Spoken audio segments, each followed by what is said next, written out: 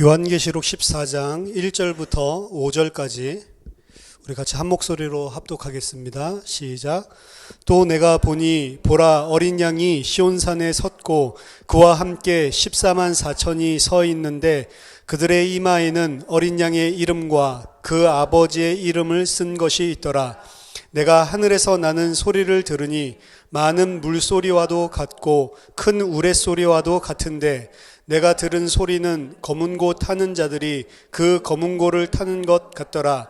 그들이 보좌 앞과 내 생물과 장로들 앞에서 새 노래를 부르니 땅에서 속량함을 받은 14만 4천 밖에는 능히 이 노래를 배울 자가 없더라. 이 사람들은 여자와 더불어 더럽히지 아니하고 순결한 자라. 어린 양이 어디로 인도하든지 따라가는 자며 사람 가운데에서 속량함을 받아 처음 익은 열매로 하나님과 어린 양에게 속한 자들이니 그 입에 거짓말이 없고 흠이 없는 자들이더라. 아멘. 오늘 계시록 14장 1절부터 5절까지 말씀을 배경으로 14만 4천의 처음 익은 열매라는 제목으로 같이 말씀 나누겠습니다. 12장 13장에서 하나님을 대적하는 용과 그리고 바다에서 올라온 짐승 그리고 땅에서 올라온 짐승 요 세 하나님을 모방하고 있는 하나님의 대적자들에 대한 이야기를 했습니다.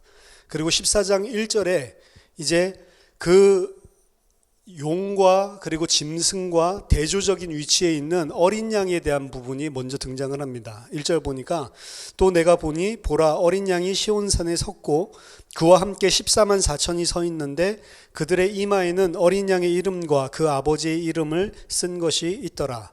13장에서 짐승에 대해서 묘사를 하고 14장에서 바로 어린 양에 대해서 묘사를 하고 있는 것은 이 짐승과 어린 양 그리고 짐승에 속한 이마에 짐승의 표를 받은 손목에 짐승의 표를 받은 짐승에게 속한 자들과 그리고 14만 4천의 어린 양에게 속한 자들을 대조하고 있는 것입니다.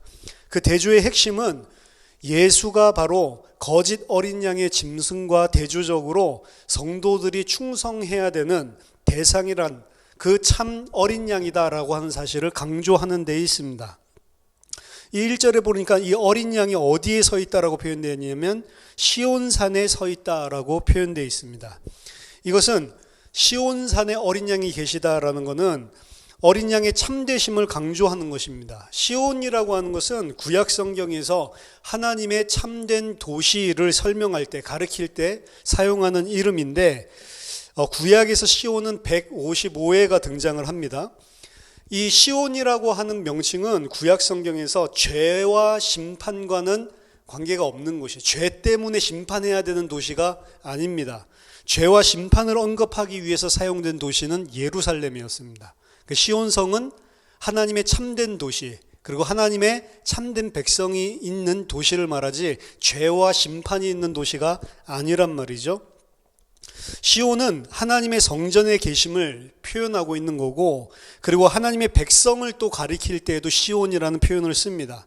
그래서 일반적으로 시온이라고 하는 것은 하나님께서 세우시고 마지막 날에 통치하시는 성읍을 가리키고 그곳에 하나님의 성이 있고 하나님의 성전이 있고 하나님이 그곳에 계시고 그들의 백성이 계셔서 마지막에 최종적인 통치를 하는 그런 도시의 모습을 가리키는 것입니다. 오늘 본문에서는 시온이라는 단어를 정확하게 안 쓰고 시온산이라는 단어를 썼죠. 시온과 구별해서 본문에서처럼 시온산이다 라고 말하는 것은 구약에 19번밖에 등장하지 않습니다.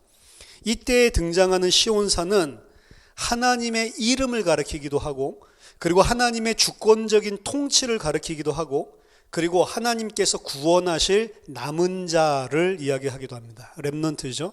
하나님께서 남겨놓으신 참 이스라엘을 의미하기도 합니다. 시온산에 대한 부분은 시편 2장 6절에서 12절 이게 메시아닉 삶 그리스도적인 시라고 하거든요. 메시아적인 시 여기에 보면 나와 있습니다. 내가 나의 왕을 내 거룩한 산 시온에 세웠다 하시리로다. 여기 산 시온산이 나오죠. 내 거룩한 산 시온에 내 왕을 세웠다. 내가 여호와의 명령을 전하노라. 여호와께서 내게 이르시되 너는 내 아들이라. 오늘 내가 너를 낳았도다. 내게 구하라. 내가 이방 나라를 내 유업으로 주리니 내 소유가 땅 끝까지 이르리로다. 내가 철장으로 그들을 깨뜨리며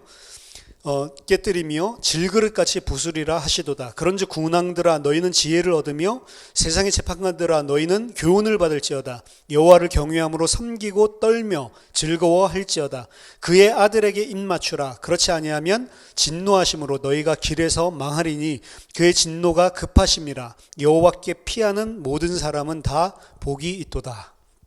이게 메시아에 대한 예언시입니다.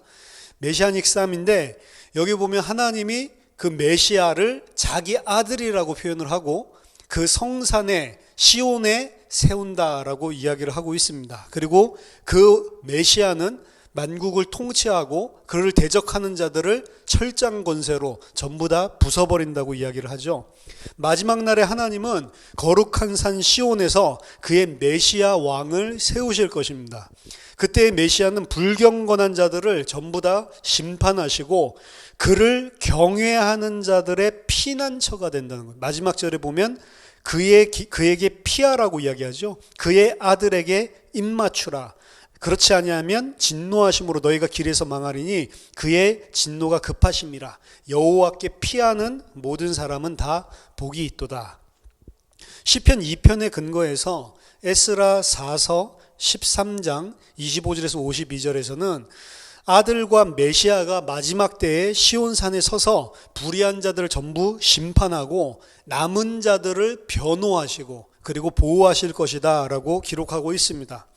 물론 이 시온산은 성도들이 마지막 날에 주님과 함께할 새 예루살렘 그리고 새 하늘과 새 땅을 의미합니다. 미래에 우리가 하나님과 함께 거처하게 될 그 천상의 성, 이 땅과 다른 그런 성을 말할 것입니다. 하지만 히브리서 기자는 우리가 그 미래에 하나님과 함께 가야 될 그 성이 분명히 거기에 대한 소망이 있지만 이것이 이미와 아직의 already not yet인데 아직 임하지 않은 부분이 있지만 이미 임한 부분들이 사실은 있단 말이에요. 나중에 우리가 죽어서 혹은 재림하실 때 그 시온산에 하나님과 함께 있는 것이 아니고 시브리 기자는 이렇게 이야기합니다. 시브리서 12장 22절에서 24절에 보니까 그러나 너희가 이른 곳은 이미 이르렀다는 거죠. 시온산과 살아계신 하나님의 도성인 하늘의 예루살렘과 천만 천사와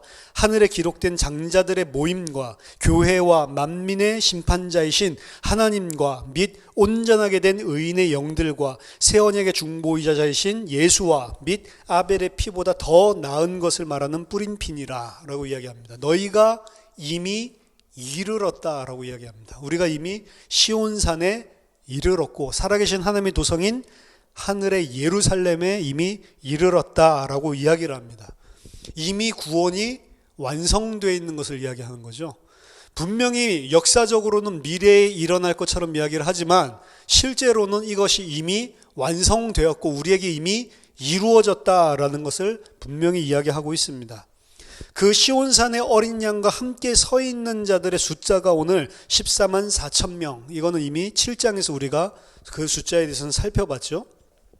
그들의 이마에는 어린 양의 이름과 그 아버지의 이름이 쓰여 있다라고 이야기를 합니다. 14만 4천의 이마에 기록된 그리스도와 아버지의 이름은 앞장에서 이야기했었던 불신자들의 이마와 손목에 기록되었었던 666과 666과 대조를 이루고 있는 것입니다. 14만 4천이라는 것은 완전한 수, 12 곱하기 12, 하나님의 온전한 백성의 수, 참된 교회의 수를 이야기하고 하나님의 참 백성의 완전함을 의미하는 것입니다. 이와 반대로 짐승을 따르는 자들은 이마에 666이라는 숫자를 쓰고 있는데 이것은 그들이 인류를 향한 하나님의 계획을 성취하는 데 있어서 불완전하다라는 것을 보여주는 것입니다.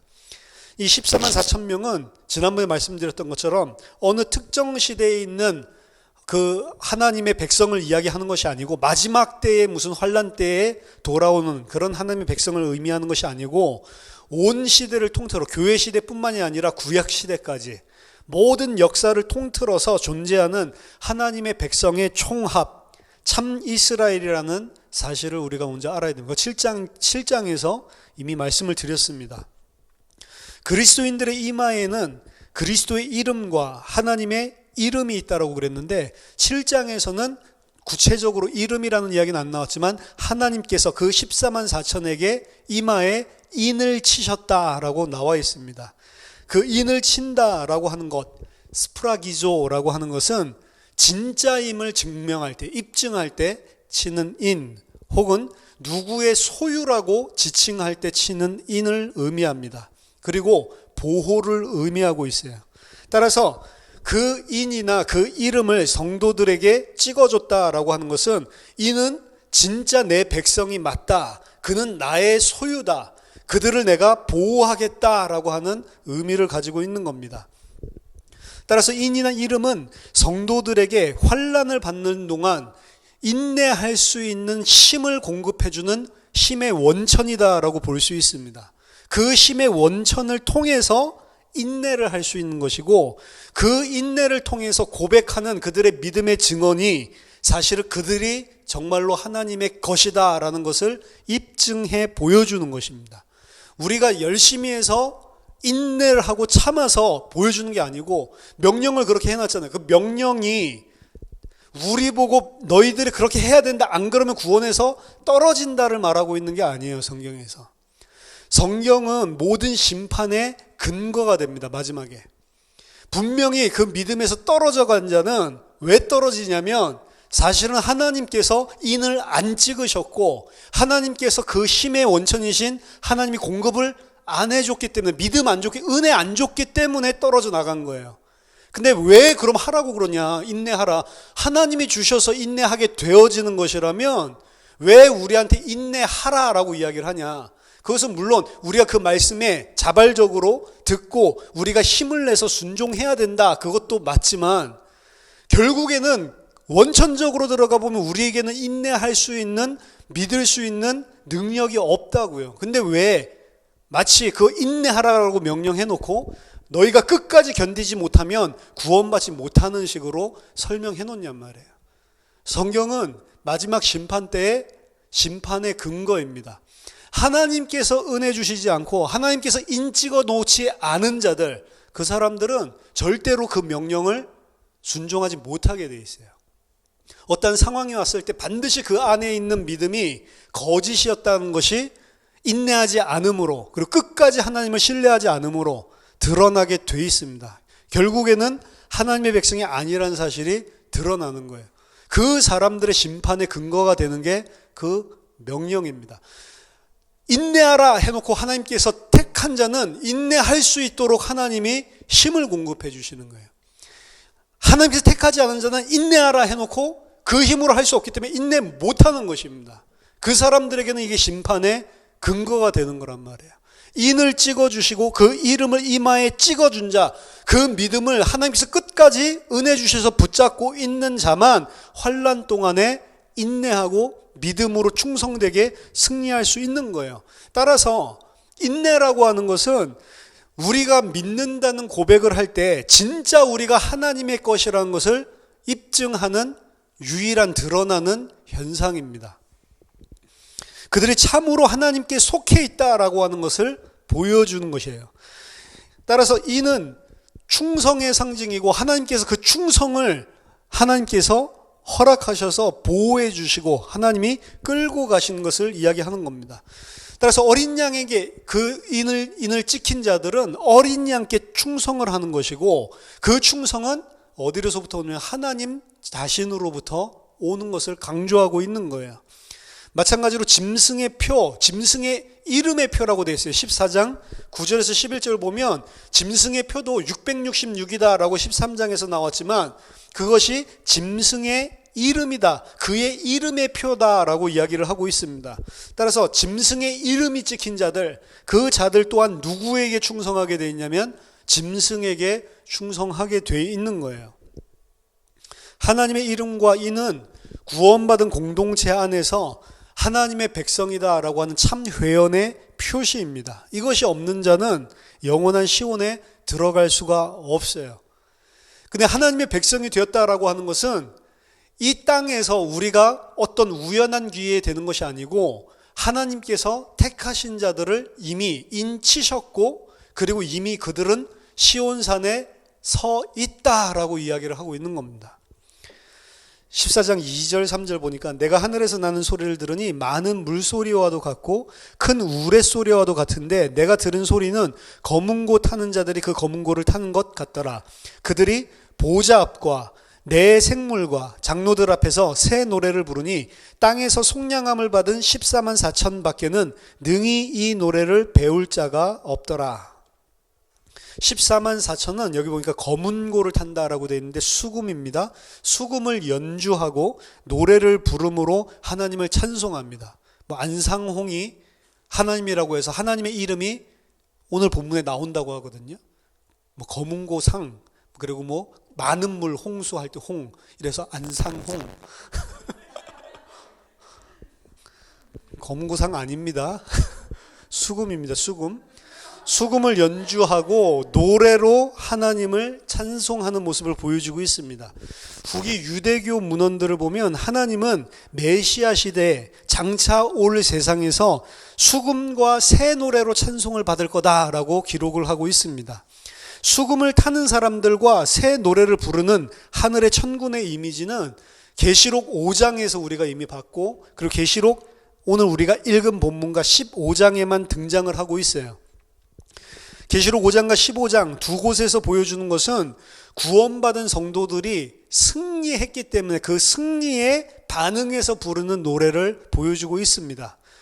5장에서는 성도들이 죄를 이긴 사실에 대해서 죄를 승리한 사실 거기에 대해서 반응해서 이 새 노래를 부르고 있고 15장에서는 짐승과 그의 우상 그의 이름을 이긴 승리 때문에 찬양하고 있는 것입니다.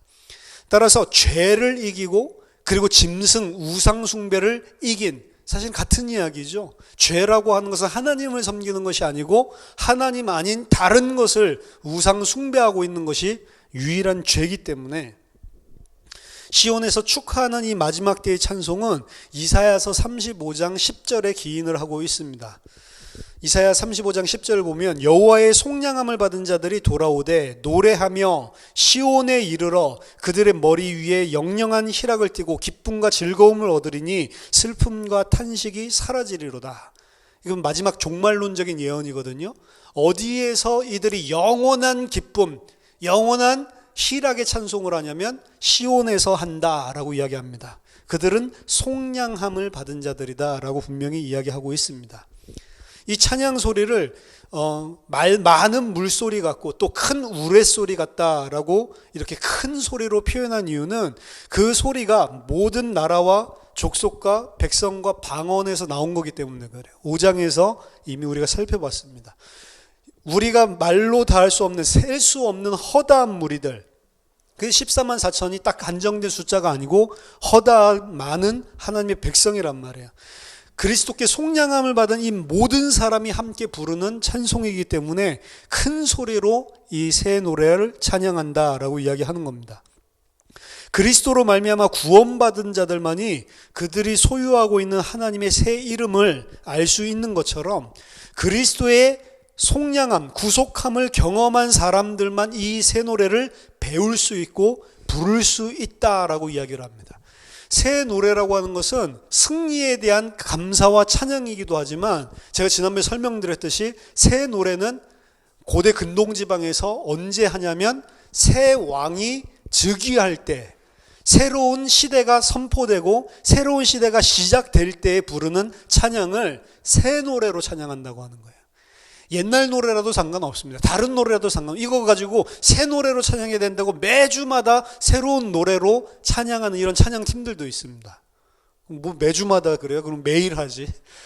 안 그러면 한 번 부른 찬양은 이제 헌찬양 됐으니까 부르지를 말죠. 그렇죠? 새 찬양, 헌찬양이 그 의미가 아니고 하나님의 백성으로 하나님의 즉위, 예수 그리스도 어린 양의 즉위, 그분을 왕으로 모시고 그 시대에 살아가고 있는 자만 부를 수 있는 노래란 말이에요. 그 구원받지 않은 자들은 절대로 못 배우고 못 부를 노래를 의미하는 거죠. 4절에 이 사람들은 여자와 더불어 더럽히지 아니하고 순결한 자라, 어린 양이 어디로 인도하든지 따라가는 자며 사람 가운데서 속량함을 받아 처음 익은 열매로 하나님과 어린 양에게 속한 자들이다 라고 이야기를 합니다. 자, 3절에서 땅에서 속량함을 받은 사람들이라고 했는데 4절에서는 사람 가운데서 속량함을 받은 자들이라고 수미상관으로 이렇게 표현을 하고 있습니다. 그리고 이에 대해서 세 가지로 표현합니다. 땅에서 구원받은 사람, 땅에서 속량함을 받고 사람 가운데서 속량함을 받은 사람이 뭐냐, 여기에 대해서 세 가지 특징을 이야기하고 있어요. 첫 번째는 여자와 더불어 더럽히지 아니하고 순결한 자들이라고 표현하고 있습니다. 이것을 문자적으로 해석을 하는 사람들이 실제로 있어요. 너무 우습지만, 그래서 독신으로 사는 남자 그리스도인들 14만 4천 명, 이렇게 완전히 문자적으로 혹은 약간 비유를 집어넣어서 약간 상징성을 써서 남자뿐만이 아니고 독신으로 사는 남자와 여자 크리스찬들, 이렇게 이야기하는 사람들이 있습니다. 하지만 이 견해는 14만 4천 제가 설명할 때 말씀드렸지만 그 14만 4천이라고 하는 상징적인 숫자와도 맞지 않고, 독신이기 때문에 그 여자로 내가 몸을 더럽히지 않았다라고 하는 것을 독신으로 살았고 결혼을 하지 않았기 때문에, 여자를 모르는 동정이기 때문에 그 더럽히지 않았다라고 하는 것은 성경에서 말하는 거룩과도 별 상관이 없습니다. 성경에서는 결혼 관계 속에서 이루어지는 그 남자와 여자와의 그 관계, 그거를 더럽다라고 부정하다고 말한 것이 하나도 없어요. 그리고 그 결혼을 안 한 사람들은 깨끗하다라고 하는 그런 개념도 전혀 없습니다. 따라서 결혼을 했냐 안 했냐 이게 중요한 게 아니에요. 근데 그런 식으로 학자들이 너무 우스운데 해석을 한다니까요. 문자적으로 해석하는 사람들은. 이 구절은 또한 결혼을 했든지 그렇지 않았든지 성적인 부도덕에서 깨끗한 자들을 의미한다라고 이야기하는 학자들도 있습니다. 그것 또한 성적 부도덕을 단순하게 피한 사람들을 가리키는 것이 아닙니다. 그리고 약간 더 상징적으로 해서 이 로마에서 이교도들이 신전에서 제사를 드릴 때에 그 제사장들이 거의 그 창남들이랬죠. 그들과 함께 이 성적인 음행을 저질렀단 말이에요. 그래서 로마 시대에 이교의 신전과 우상 숭배와 연결되어 있는 성적 제의에 참여하지 않은 자들, 그 그리스도인들 14만 4천 명이라고 해석을 하기도 합니다. 하지만 이런 식으로 이해하는 것은 일견으로 맞을 수 있지만 단순히 1세기 때에 있었던 그런 그리스도인들만을 의미한다, 문자적으로 이야기한다고 하는 것은 문제가 심각하게 있습니다. 따라서 문자적으로 보기보다는 이것이 영적으로 혹은 상징적으로 어떤 비유적인 의미를 가지고 있는지를 살펴봐야 되는데, 여기에는 크게 두 가지 의미가 있습니다. 구약 성경을 참고해야 돼요. 첫 번째는 여자와 더불어 더럽히지 않았다라고 하는 것은 구약 성경에서 전쟁에 나가기 전에 의식적으로 정결함을 유지해야 했던 이스라엘의 군인들에 관한 규례입니다. 우리아가 그렇게 했죠. 전장에 나가는데 아내와 같이 자는 것은 옳지 않다라고 해서 다윗은 자기 죄를 덮기 위해서 계속 같이 잠을 자라고 하는데 안 자죠. 군인들이 자기 자신을 여자로부터 지키고 제의적인 이런 의미를 가지고 정결한 몸을 가지고 군대, 전쟁하기 위한 그런 모습들 속에서 찾을 수 있다는 겁니다. 따라서 케어드는 지금 기독교적인 전쟁에서 본질적인 힘을 지금 어린 양으로부터 받고 있는데, 그 어린 양을 본받아서 자기 자신들 또한 희생하고 있는 전쟁을 치르고 있는 그런 이 땅의 성도들에 대해서 이야기를 하는 거다. 그것이 바로 부정한 여자를 가까이 하지 않는 이런 부분이다라고 이야기를 합니다. 거룩한 전쟁에 참여하고 있다는 거죠. 여자를 모르는 여자와 더불어 더럽히지 않고 순결한 자다라고 하는 것은 그리스도의 군사로 이 땅에서 그 어린 양의 힘을 공급받아서 전적으로 순종하고 그를 따라 싸우고 있는 자들, 이 땅의 전투적인 교회를 이야기하는 거다라고 이야기를 합니다. 따라서 거룩한 전쟁에 관한 개념 자체가 구약 성경의 배경을 가지고 이 부분을 해석을 할 수가 있고, 이러한 해석은 굉장히 유의미하다라고 볼 수가 있습니다. 우리는 이 땅에서 영적인 전쟁을 치르는데 그 전쟁은 결국에는 그리스도를 본받고 그리스도를 따라가는 전쟁이고, 그리스도께서 이 땅에서 행하신 전쟁이에요. 그것은 자기 자신을 희생하는 전쟁입니다. 그 전쟁에 대한 개념이 그 다음 어구에 그대로 따라가는, 어린 양이 어디로 인도하든지 따라가는 자들이라는 그 어구 속에서도 군사적인 이런 비유 상징들을 볼 수가 있습니다.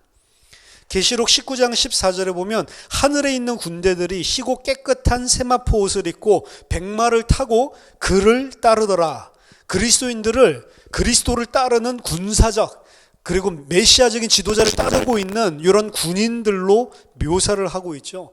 그래서 이 땅에서 맹렬한 전쟁을 온전히 그리스도께 충성함으로 치르고 있는 그 그리스도인들 전체를 다 이야기하는 것이다. 그냥 14만 4천의 독신 남녀를 이야기하는 것이 아니고, 두 번째는 순결한 자다라고 하는 표현에서 볼 수 있듯이 그들은 이 세상과 타협하지 않은 모든 성도를 가리키는 것으로 볼 수 있습니다. 이 두 번째가 가장 일반적으로 우리들이 쉽게 이해할 수 있는 내용이에요.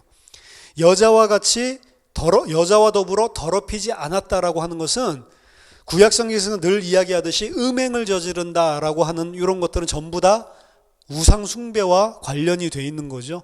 그래서 순결한 자다라고 하는 것은 우상을 숭배하지 않고 세상과 타협하지 않는 그런 순결한 그리스도를 따르는 하나님의 백성을 가리키는 것으로 볼 수가 있습니다. 계시록 21장 2절에서도 새 예루살렘과 그리고 하나님의 백성을 예비된 신부라고 이야기를 하고 있는데, 전체적으로 이 짐승과 그리고 그 짐승의 하수인인 좀 이따가 17장 18장 여기서 등장하는 음녀는 그들을 음행하게 만들고 세상을 따르고 거짓 진리를 따르고 하나님을 떠나 다른 것을 추구하는 우상 숭배를 하게 만드는 거죠. 그래서 바벨론은 음녀를 통해서 음행하도록 교회와 세상을 속이고 유혹하고 있는 것입니다. 그와 대조적으로 그 음행에 빠지지 않고 그 바벨론의 유혹, 짐승의 거짓 진리에 속지 않고 그리스도 예수만 온전히 따르고 어린 양만 따라가고 있는 순결한 자들, 그것이 여자와 더불어 자신을 더럽히지 않은 자들이라고 볼 수가 있는 겁니다. 바울 또한 신자들에게 뱀의 속임과 왜곡된 복음을 피하라고 경고했고, 그렇게 해야 되는 이유를 내가 너희들을 그리스도께 정결한 처녀로 드리기를 원한다라고 이야기를 했습니다. 그래서 이것도 그런 비유들, 그런 상징들 속에서 이해하는 것이 세상과 우상숭배, 타협하지 않는 그러한 하나님의 백성을 말한다고 볼 수 있죠. 그들이 바로 땅에서 하나님께서 구속하신 자들, 사람들 중에 하나님께서 속량하신 자들이라는 것입니다. 두 번째 특징은 어린 양이 어디로 인도하든지 따라가는 자라고 되어 있습니다. 참으로 구원받은 자들은 우상 숭배하는 세상에 동화되지 않을 뿐 아니라 그리스도와 연합해서 그리스도와 하나 되는 것입니다. 그것을 어린 양이 어디로 인도하든지 따라가는 자다라고 표현하는 것입니다.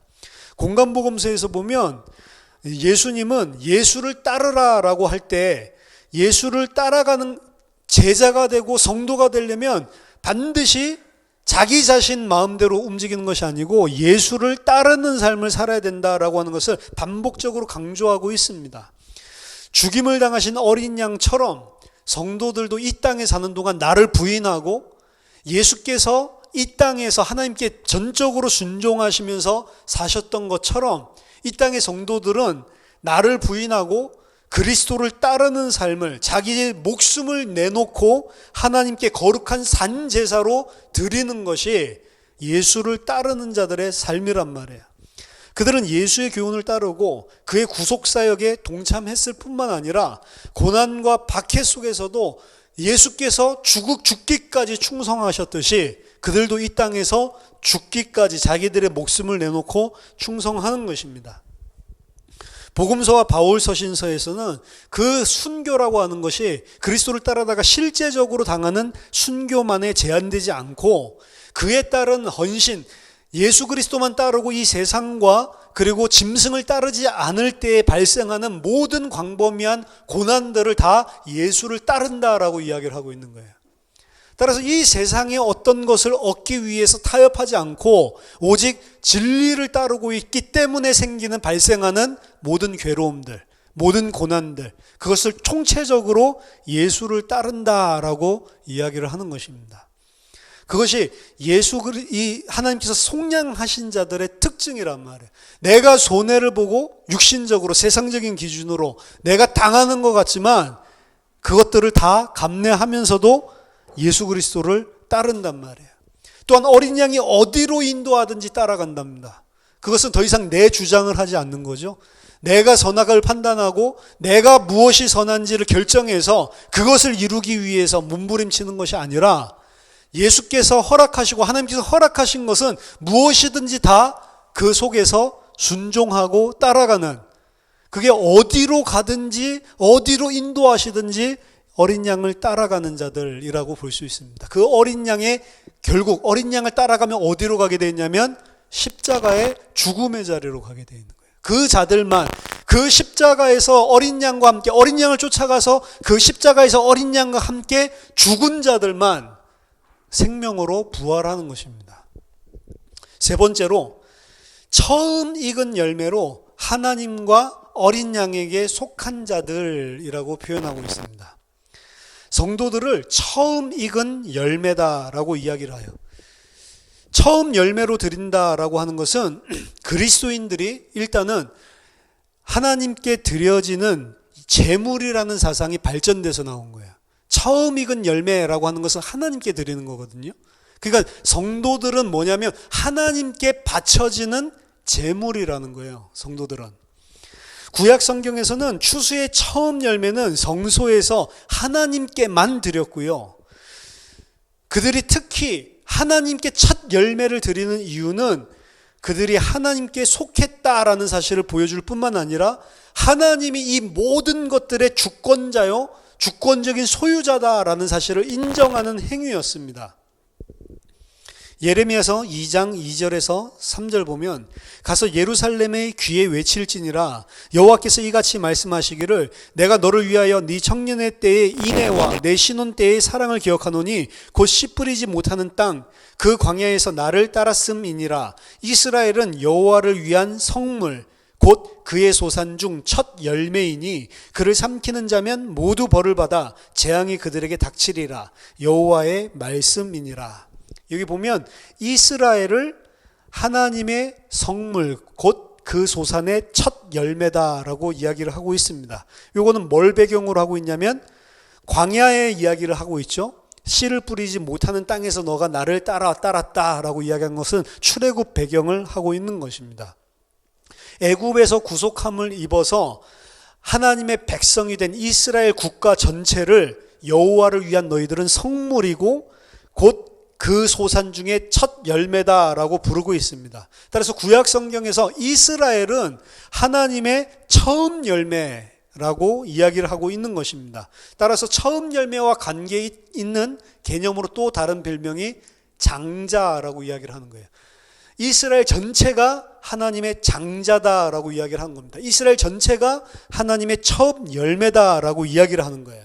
근데 그 하나님의 백성을 처음 열매라고 표현한 것이 이스라엘의 민족적인 개념이 아니고 그리스도를 통해서 구원받은 하나님의 백성으로 편입된 모든 자들에게 행한 그 이름이라는 것을 신약 성경은 보여주고 있습니다. 야고보서 1장 18절 보면 그가 그 피조물 중에 우리로 한 첫 열매가 되게 하시려고 자기의 뜻을 따라 진리의 말씀으로 우리를 낳으셨느니라.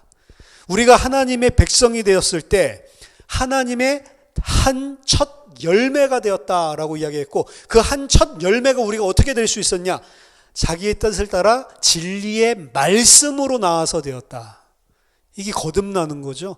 이거를 생명 가졌다라고 하는 겁니다. 육신적인 이 생명, 그걸 이야기하는 것이 아니고 진리의 말씀으로 하나님께서 생명을 주신 자, 그 사람이 첫 열매다라고 이야기를 하고 있습니다. 첫 열매라고 하는 것은 아파르케라고 하는 단어입니다. 근데 아르케라고 하는 것이 태초에예요. 태초에. 아르케. 근데 아파르케잖아요. 근데 아포라고 하는 동사를 쓰거든요. 아포는 from이에요. from. 그럼 from이라고 하는 동사를 쓸 때 아포, 아르케 이렇게 안 쓰고요. 그렇게 하면 아포에서 오가 없어지고 아파르케 이렇게 됩니다. 그러니까 태초에라고 하는 말이랑 아파르케, 첫 열매라고 하는 단어가 철자상 완전히 똑같아요. 아파르케라고 하는 의미는 첫 열매라는 의미도 있지만 태초에라는 의미도 있습니다. 시편 74편 2절에 보면 옛적부터 얻으시고 속량하사 주의 기업의 지파로 삼으신 주의 회정을 기억하시며 주께서 계시던 시온산도 생각하소서라고 이야기합니다. 옛적부터 얻으시고 속량하셔서 주의 기업의 지파로 삼으신 주의 회중, 하나님의 백성을 기억해 주시고 주께서 계시던 그 시온산도 생각하소서라고 기도하는 장면이 나오는데, 옛적부터 얻으시고, 그 옛적부터가 아파르케예요. 태초에라는 의미입니다. 정확하게는 태초에 얻으셨고 태초에 속량하셔서 하나님의 백성, 하나님의 지파로 삼으신 그 백성을 기억해 주소서. 그리고 주님께서 계셨던 그 시온산도 기억하소서. 태초부터 하나님의 백성들은 구원 받은 것입니다. 이미 창조 이전에. 그러니까 이 역사는 그 하나님께서 택하신 하나님의 백성들을 양육하고 그 하나님의 백성을 교육시키는 장소에 지나지 않지, 이 땅에서 무엇인가를 우리가 했기 때문에 우발적으로 얻어지는 구원은 없다라는 거예요. 이미 창세전에 태초부터 하나님께서 구원하신 것입니다. 이것이 신자들이 구원론적으로 태초부터 속량함을 받았음을 암시하고 있는 게 아파르케예요. 그러니까 아파르케라고 하는 것은 첫 열매도 되지만, 첫 열매라고 하는 것은 뭘 암시하고 있냐면 시편 74편 2절에서처럼 태초에 하나님께서 이미 택하신 자라는 것도 들어가 있는 겁니다.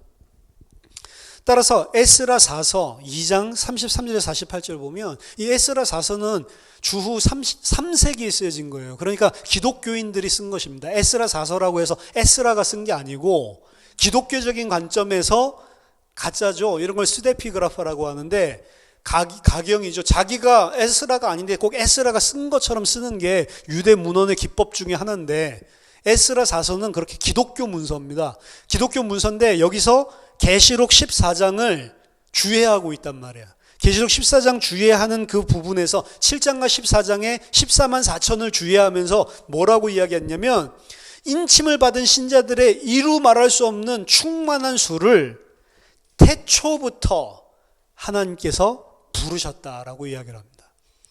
그러니까 일반적으로 이 14장에 나와 있는 이 첫 열매라는 그 단어를 읽을 때 뭐가 유대인들에겐 떠오르냐면, 기독교인들, 성경의 헬라어에 정통한 사람들은 뭐가 떠오르냐면 아파르케, 태초에 하나님께서 택하신 자, 이미 작정하셔서 부르신 자라는 게 떠오른 단어가 첫 열매란 말이에요. 하나님께서 이미 택하셨고, 그리고 이미 그들을 아까 전에 히브리 기자 12장에 보면 시온상에 이미 우리를 세워주셨다라고 이야기했죠. 너희가 이미 선 곳은 시온산이라고 이야기를 했습니다. 완성되어 있는 거예요, 구원은. 그래서 구원은 우리가 걱정하고 염려한다고 이루어지거나 안 이루어지는 그런 것이 절대로 아닙니다. 하나님께서 주권적으로 하나님이 택하신 자라면 전부 다 우리가 내 구원에 일도 보탬을 할 수도 없지만 다른 사람의 구원에도 사실은 일도 보탬을 할 수 없는 것입니다. 그 우리가 했다라고 착각을 하면 하나님께서 우리를 통해 하시는 것들 있을 수 있습니다. 근데 우리가 하는 것은 하나도 없는 거예요. 그렇죠? 불가능하죠. 우리가 어떻게 죄를 사해 줘요? 우리가 어떻게 그들을 하나님의 백성으로 편입을 시켜줘요? 그런 능력은 우리에게 없습니다. 우리는 그저 진리를 말할 수 있을 뿐이에요. 진리가 맞기 때문에 말할 수 있을 뿐이지. 계시록 14장 5절 보니까 그 입에 거짓말이 없고 흠이 없는 자들이다 라고 이야기를 하고 있습니다. 이 세 가지 특징을 가지고 있는 속량함 받은 자들은 그 입에 거짓말이 없고 흠이 없는 자들이에요. 구속함을 받은 참 성도들은 어린 양을 따르고 어린 양과 연합되어 있기 때문에 어린 양의 성품을 그대로 가지고 있습니다.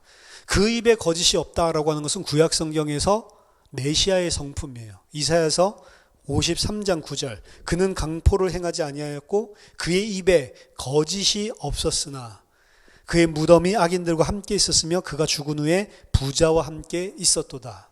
그 입에 거짓이 없다라고 하는 것은 그리스도의 예언이거든요. 메시아의 예언입니다. 근데 그 어린 양을 따라가는 자들, 그들은 그 입에 거짓이 없다라고 이야기하는 거예요. 그리고 흠이 없다라고 이야기하죠. 왜 흠이 없죠? 왜 거짓이 없고 왜 흠이 없죠? 어린 양과 연합했기 때문에 그런 것입니다. 우리가 거짓이 없습니까? 우리가 흠이 없어요? 우리 거짓이 다 있고 우리 다 흠이 있는데요. 근데 어린 양을 따라가는 자들, 어린 양과 연합된 자들이기 때문에 그 어린 양의 거짓 없음, 그 어린 양의 흠 없음이 우리의 것으로 전가 칭의된 것을 이야기하는 거예요. 물론 그것이 육신적으로 이 땅에 세상에 이 땅에 사는 동안에 진리에 대한 우리가 타협함이 없이 진리에 대한 고백으로 심지어 죽음의 자리에 이른다 할지라도 내가 모든 것을 다 박탈당한다 할지라도 어린 양을 따르고 어린 양만을 위해서 살겠다라고 하는 그것이 삶으로 드러나죠. 반드시 드러납니다. 그리고 그 삶이 우리가 하나님의 백성이라는 표지다라고 이야기하는, 그게 야고보서 이야기입니다. 행함이 없는 믿음은 죽었다라고 이야기하는 것이. 물론 완전하지 않습니다. 우리는 완전해질 수가 없어요. 역사가 펼쳐지는 동안. 하지만 완전하지 않은 것과 그 삶을 따라가지 않는 것은 다른 것입니다. 하나님의 백성이라면 나를 부인하고 예수 그리스도를 따르고 입에 진리를 가지고 흠이 없는 자로 하나님 앞에서 하나님만 섬기고 살아가도록 따라가는 삶이 반드시 수반되게 돼 있어요. 온전하지 않을지라도. 만약 그 삶이 없으면, 그 행위가 없으면 너는 구원받지 않은 거다라고 이야기하는 게 야고보 이야기고, 오늘 여기서 이야기하는 것도 그 삶이 수반되지 않았으면 그 행위가 믿는다라고 입으로는 말하지만 그 행위가 나오지 않았다라고 하는 것은 그가 인침을 받지 않은 자다라는 소리인 거예요. 인침을 받은 자는 반드시 그것들이 나오게 돼 있습니다. 계속 흘러나오게 돼 있어요. 계속해서 우리의 모습도 나오지만 계속해서 하나님의 은혜 속에서 우리를 인도하신 것들이 흘러나오게 돼 있습니다. 그래서 여러분들이 로마서 7장에 바울의 고백을 보면 자기는 죄 때문에 몸부림을 치지만 우리가 실제로 바울의 모습을 봤을 때는 저놈 진짜 악한 놈이네, 그런 모습이 아니라 실제 바울의 행위는 그리스도에게 충성된 삶으로 살려고 하는 그런 훌륭한 하나님의 백성으로 살았잖아요. 사실은 반드시 단계적으로 점진적으로 성장하는 측면이 있게 돼 있습니다. 만약 그것이 없다면, 그 깨달음과 가르침과 인도하심이 없다면 하나님의 백성이 아닌 거예요. 인침받은 사람은 하나님이 그렇게 끌고 가시게 돼 있거든요. 베드로전서 2장 21절에서 25절에 보니까 이를 위하여 너희가 부르심을 받았으니 그리스도도 너희를 위하여 고난을 받으사 너희에게 본을 끼쳐서 그 자취를 따라오게 하려 하셨느니라. 그는 죄를 범하지 아니하시고 그 입에 거짓도 없으시며 욕을 당하시되 맞대어 욕하지 아니하시고 고난을 당하시되 위협하지 아니하시고 오직 공의로 심판하시는 이에게 부탁하시며 친히 나무에 달려 그 몸으로 우리 죄를 담당하셨으니 이는 우리로 죄에 대하여 죽고 의에 대하여 살게 하려 하심이라. 그리스도께서 거짓이 그 입에 없다라고 하는 말을 베드로도 이야기를 하고 있죠. 그리고 우리를 죄에 대해서 죽고 의에 대해서 살게 하시기 위해서 십자가에 달려 죽으셨다라고 이야기를 했습니다. 그리고 그 그리스도의 삶을 뭐라고 이야기했냐면 너희에게 본을 끼쳐서 너희도 그 자취를 따라오게 하려 하셨느니라. 그게 어린 양을 따라가는 거란 말이에요. 근데 어린 양을 따라가는데 전혀 내가 부인되지 않고 내가 전혀 온전하다 안 온전하다 온전한 사람 없으니까 죄인이니까 그 기준을 말하는 게 아니고 전혀 어린 양을 쫓아가지 않고 전혀 고난을 즐거워하지 않고 내 뜻대로 영원히 여전히 내 뜻과 내 기준대로 살고 있고 전혀 변화가 없다면 그래서 어떠한 한 표지가 될 수 있는 거죠. 물론 사람들 따라 시간표 차이들이 있고 하나님께서 은혜 주시는 때가 있기 때문에 우리는 판단할 수 없습니다. 하지만 정말로 하나님의 은혜 받은 인침받은 자라면 반드시 이 땅에서 우리도 그리스도처럼 십자가의 죽음으로 나를 부인함으로 하나님의 백성이다라는 사실을 하나님께서 계속해서 우리에게 가르치시고 우리를 끌고 가게 돼 있단 말이에요. 그 사람들이 14만 4천에 오늘 시온산에 서 있는 하나님의 백성들입니다. 14만 4천의 처음 익은 열매라는 제목으로 말씀드렸는데 이 처음 익은 열매라고 하는 것은 우리가 이제 처음 여기 14만 4천을 문자적으로 해석한 사람들은 14만 4천이 먼저 구원을 받고 그리고 이 14만 4천의 활동을 통해서 나머지 사람들 그건 처음 익은 열매 이거는 나중 익은 열매 이렇게 이야기하거든요. 아니란 말이에요. 아까 구약에서 살펴봤지만 하나님의 백성 전체를 처음 익은 열매라고 하는 우리는 전부 다 처음 익은 열매예요. 나중 익은 열매가 없습니다. 내가 첫 열매 되고 나를 통해서 구원받은 우리 가족이 두 번째 열매가 아니고 구원받은 자들은 전부 다 처음인 첫 열매란 말이에요. 첫 열매. 구원받은 자들은 전부 다 장자입니다. 장자들만 모여 있는 게 그래서 장자들의 총회예요. 하늘나라에는 첫 열매만 들어갈 수 있고 하늘나라에는 하나님 나라에는 장자만 들어갈 수 있는 겁니다. 하나님께서 우리를 첫 열매로 삼으셨다. 첫 열매는 내 소유다. 내가 주권자다라는 거고 첫 열매는 제사로 바쳐지는 거라고 했잖아요.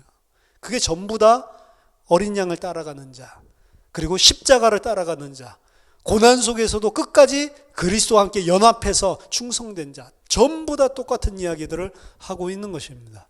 그 자들만 시온산에 서 있는데 그들의 이마에는 하나님의 이름과 어린 양의 이름 그것이 인쳐져 있다라고 이야기를 했습니다. 우리가 하나님의 백성으로 살아가고 우리가 그리스도를 따르는 자로 살아간다는 것은 그래서 하나님의 은혜입니다. 우리가 한 것이 아니고 하나님이 절대적으로 주권적으로 택하셔서 하나님의 백성 삼아 주셨기 때문에 우리가 그렇게 그 은혜와 사랑을 아는 만큼 나를 부인하고 그리스도를 따라가는 거예요. 나를 부인하고 그리스도를 따라가는 삶 그것은 하나님의 은혜와 사랑을 하나님께서 알게 해주신 만큼만 나타나게 되는 겁니다. 따라서 어떤 의미에 있어서는 우리 자신에게서 오는 것들이 아니에요. 아까 전에 말했듯이 고난을 이기고 핍박을 이기고 끝까지 짐승에게 우상 숭배하지 않은 정결한 자로 살아가고 있는 것이 그 힘의 원천이 하나님의 인, 어린 양의 인에서 나온다고 했었던 것처럼 우리가 하나님이 인치신 자가 맞다면 반드시 우리를 그 영적인 전쟁의 승리의 자리로 우리를 끌고 가실 겁니다. 그 승리한 자들이 마지막 날에 시온산에서 하나님 앞에 어린 양 앞에 찬양하는 것을 보고 새 노래라고 하는 거예요. 그 속량함을 받은 자 외에는 그 노래를 배울 자도 없고 부를 수 있는 자도 없다라고 이야기를 했습니다. 14만 4천의 처음 익은 열매만 그 찬양을 배울 수 있고 그 노래를 부를 수 있는 것입니다. 저와 여러분들이 말씀을 통해서 정말로 하나님께서 우리에게 그리스도 안에서 허락하신 은혜와 사랑을 더욱더 깊이 알기를 원하고 그리고 그 은혜와 사랑을 통해 하나님 앞에 온전히 하나님만 어린 양만 따라가는 그리스도의 군사로 승리하게 되기를 예수 그리스도 이름으로 축원합니다. 기도하겠습니다. 하나님 감사합니다. 아무것도 아닌 저희들을 창세전에 택하셔서 하나님의 백성으로 새하늘과 새 땅에 살 하나님의 신부로 하나님 예수 그리스도 안에서 연합된 처음 익은 열매로 저희들을 불러주심을 감사드립니다. 하나님, 이 땅에 사는 동안 정말로 그리스도를 알고 그 십자가를 알고 그 안에 있는 하나님의 은혜와 사랑을 정말로 깨닫고 하나님 그리스도만을 따라갈 수밖에 없는 그런 귀중한 믿음의 사람들이 다 될 수 있도록 성령으로 은혜를 허락해 주시옵소서. 예수 그리스도 이름으로 기도하옵나이다. 아멘.